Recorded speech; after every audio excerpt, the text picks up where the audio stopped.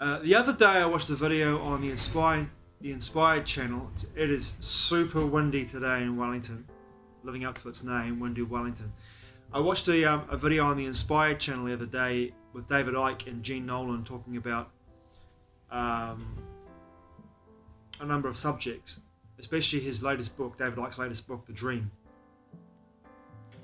And David Icke has been quite vocal over the last 20 odd years talking about the nature of his research, saying that what we are living in regards to the simulation is a hack of the prime reality.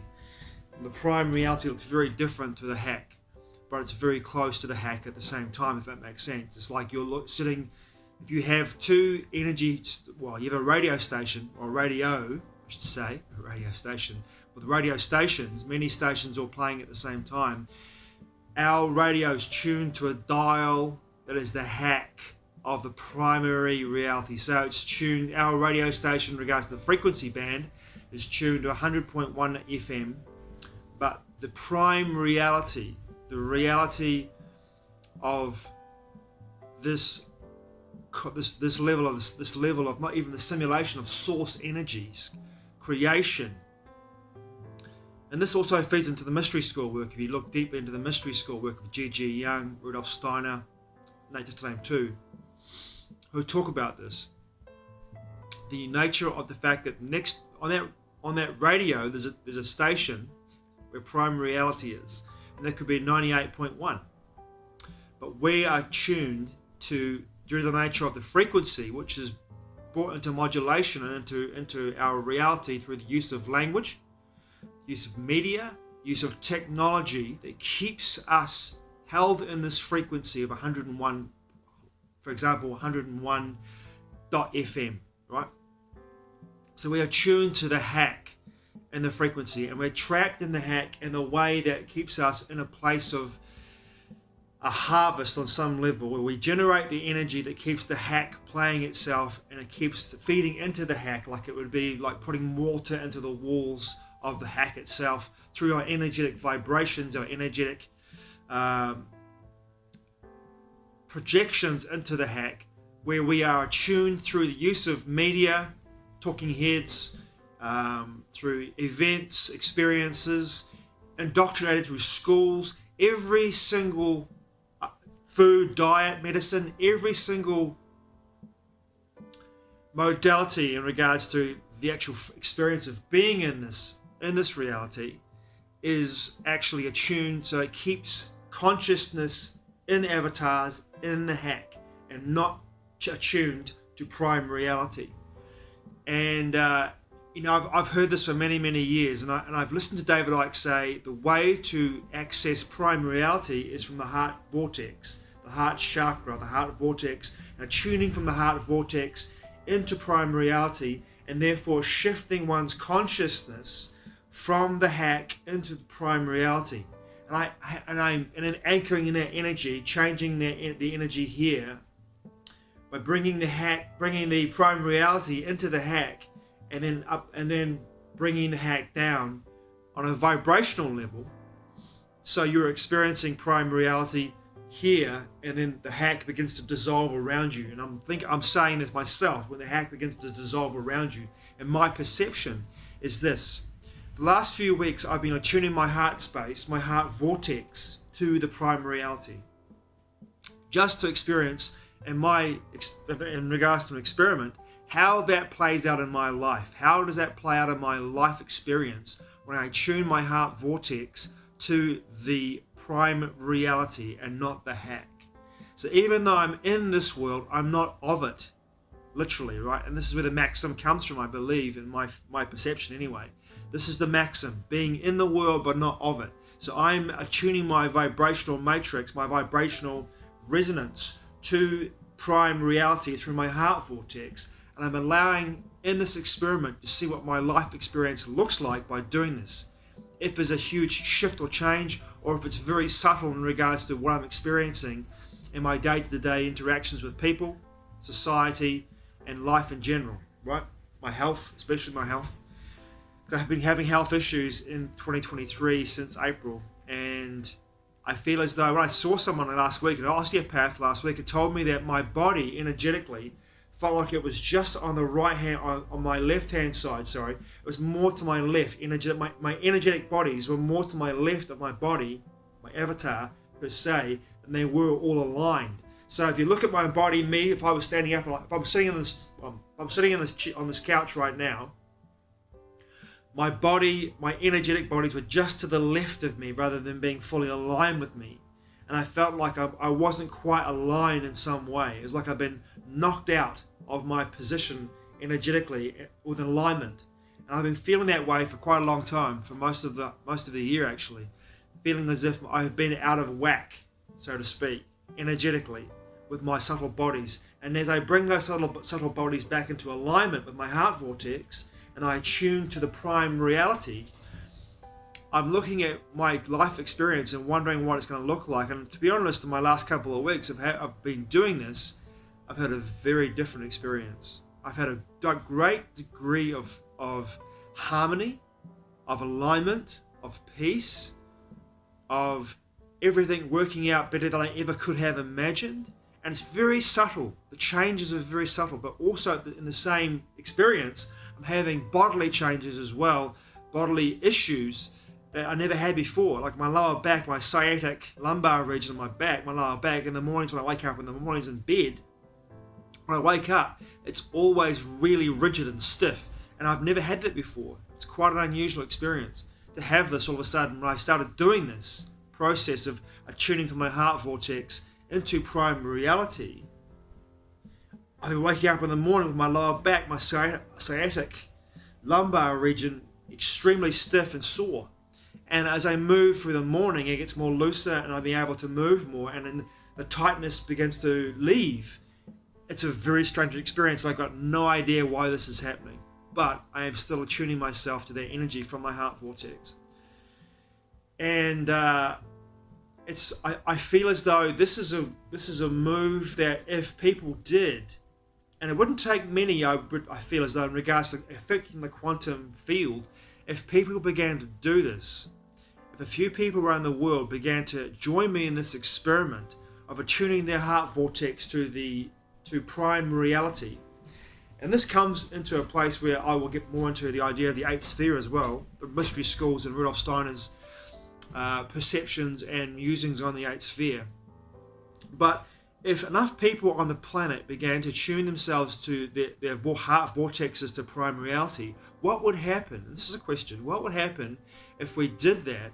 If, say, a few million people on the planet attuned their heart vortexes to prime reality? Would we see a shift of the overlay of the hack over prime reality begin to move away or dissolve? Or would we see the people that were actually attuning their heart vortexes to prime reality begin to, this sounds completely woo-woo, but would they dissolve? Would they become apparition-like as they moved into prime reality on that frequency band, attune themselves to that prime reality? Would they begin to become more apparition-like, lighter in the hack in regards to their bodies, their avatars becoming less dense because their attention is in prime reality? Would it mean eventually that they would shift their consciousness, their avatars, and their entire lives into the prime reality and therefore vanish from the hack altogether? I don't know, but I'll tell you what, I'm going to go through my experience and continue the experiment to find out, to see what happens. But also, I wonder about this. When David Icke talks about the hack over prime reality, of the simulation, right? And the creators of the hack being artificial intelligence, right? And I really feel as though that artificial intelligence that I wrote about with David Icke's knowledge that he espoused back in the early 2010s, and I wrote that information deeper through my own channeling work when I wrote United, saying that the archons, and I was joining David Icke with this, that the archontic force was a form of interdimensional AI that was possessing the non-human, non-men and woman energies and beings, biology, that was let's say, put it this way, was watching over and also controlling the hack, the simulation in this frequency band. I wrote extensively about this in the book United, and also how to actually overcome the hack and bring it down to its knees and destroy it once and for all. In that book I wrote with Armand Sueño, United, which you can find on ohoakebooks.com. Big plug there for my own work. But it made sense to me at the time that this was a form of interdimensional AI, the archontic force. And David Icke made it quite clear before I even looked at this information, a long time before I did.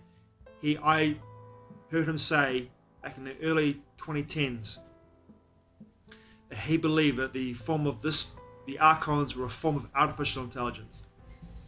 Interdimensional artificial intelligence. So I'm looking at this and wondering if Steiner saw the same thing, and also the mystery school work with the eighth sphere, which has been around for a very long time in the private, but came out in the public during the Renaissance period. And then, of course, people alluded to it being various things, the moon, Saturn, blah, blah, blah, blah, blah, other things. But Steiner came forward and made sure that everyone understood through his teachings, his knowledge, his gnosis, that the eighth sphere was actually an overlay around the planet that was being fed through consciousness from avatars, from consciousness embodied into bodies, human bodies, bodies of men and women. That our consciousness, through particular attunement and alignment to various frequencies, was creating this hack around our planet, and it was becoming more and more solid as more and more consciousness was harvested into the eighth sphere, right? And as a technological array and a technological form that was being created around this planet, right? Like a net was catching consciousness. And I began to wonder if David Icke's work around the idea of the simulation and the hack and the eighth sphere were both the same actual experience and the same thing. And my question is the eighth sphere and the simulation and the hack that David Icke talks about, are they the same experience, the same thing? Is it the same creation? Is the hack the eighth sphere? I don't know. And also, my question that goes along with this too is the Kordylewski clouds, are the Kordylewski clouds that hover between our moon and our earth, these clouds of plasma, which is supposedly, according to Professor Robert Temple, potentially alive sentient beings. Are those clouds, the hovering between the earth and the moon, the Kordylewski clouds, which are very hard to see, have been spotted twice, I feel, in the last 5 years. I think it's the last 5 years since the discovery. Have been seen twice. Are the Kordylewski clouds a potential form of the eighth sphere? And the idea of the cloud here within our technological basis as a form of storage. Are the Kordylewski clouds that hover between our planet and the moon, are those clouds collecting data? And are those two forms, I've said this before in videos, are those two cloud forms actually forms of artificial intelligence that are collecting data from consciousness on this planet, and perhaps even in our solar system or even in the galaxy? Are those clouds forms of artificial intelligence taking data from this planet, or even harvesting souls or consciousness as it leaves our bodies? When we die, is consciousness going up through, leaving our planet, and then getting caught in a net of the Kordylewski clouds and being harvested in there, and then being renewed, or being renewed in regards to reincarnation, and then sent back to our simulation, our hack from there? These are just questions. I've got no idea, but I'm just thinking and feeling into the space and wondering, what is the relationship between the eighth sphere, the Kordylewski clouds, and David Icke's simulation theory? Well, David Icke's hack simulation theory with the prime reality. Or could it be the Kordylewski clouds, who actually is the prime reality energy hovering between the moon and our planet? And that energy is just waiting for an opportunity to come back here, to be pulled back over the Earth, over the 8th sphere, and then infiltrate both the hack and the 8th sphere, and then break them apart, dissolution of those forces of that experience, so that the prime reality may once again be attainable for all consciousness incarnating in bodies in this time, in this moment. Time's a construct. In this moment, here in this reality. So many questions, man. So many questions. Thanks for watching. I truly appreciate it. Mateo. I'll see you again soon.